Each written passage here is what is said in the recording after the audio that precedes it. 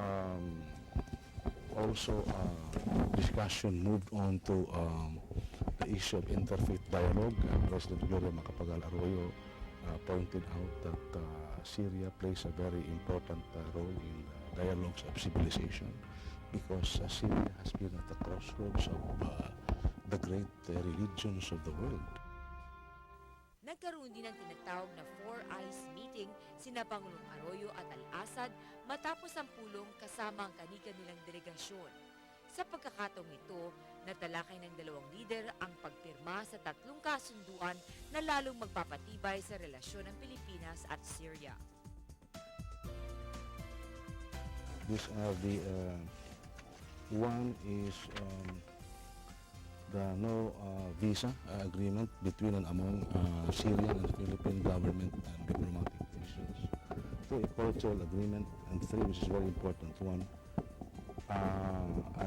a memorandum of understanding on political consultations, and then this will be followed up immediately by a bilateral consultation that will be held in Manila.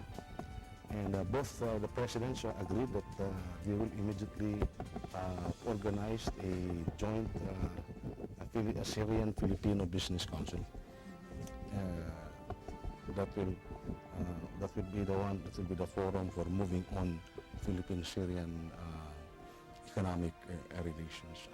In sum, I can say that it was very warm. It was a very cordial. It was a very successful bilateral meeting between the Philippine delegation headed by Excellency President Gloria Macapagal Arroyo and the Syrian delegation on one side headed by President Bashar Assad.